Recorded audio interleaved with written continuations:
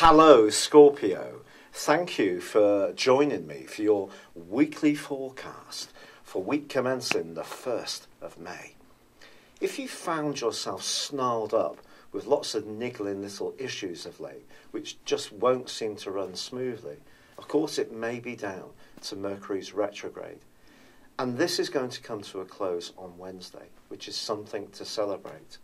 However, despite this, there is still a quarter moon at the heart of this week, which does require some care.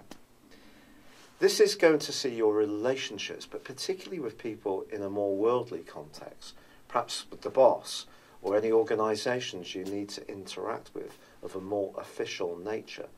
They could be the ones that perhaps you need to address your attention towards.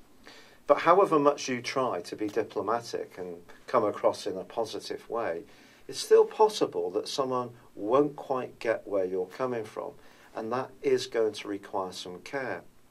Because Venus, the planet of love and affection, has now re-entered a more practical part of your scope too, and is forging a difficult angle with the point of destiny in your situation on Monday and Tuesday. I think it's also key that you can't necessarily expect other people to cooperate in the way that perhaps you're prepared to do. So this is a week which is going to require a degree of flexibility.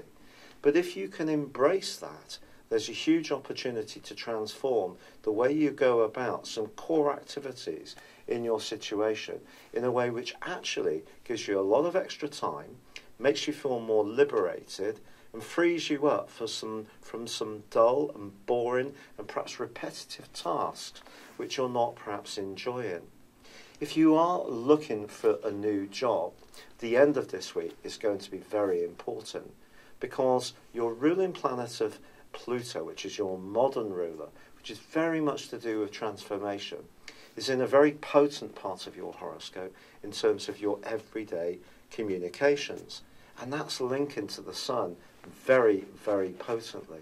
So if there is something you need to say, and it is something that's very important to you, you can come across with a great deal of conviction and no little persuasion too. And that could impress someone who's in the know. But concurrent to this, right at the end of the week, Mars, your traditional ruler, is actually clashing with the dreamy energies of Neptune. Neptune continues to make you very idealistic about your love life. And that can be wonderful if you trip the light fantastic with the right person. But in this particular combination, if there is someone you're drawn to, but it doesn't quite feel right, do listen to that. If someone's not answering your messages or seems elusive or rather hard to pin down, see that as being a warning signal to protect yourself. What you need with the sun in your opposite sign is clarity.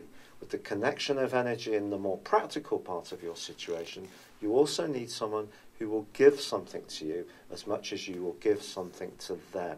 It's been a real pleasure being with you. Thank you for joining me. Good luck and goodbye for now.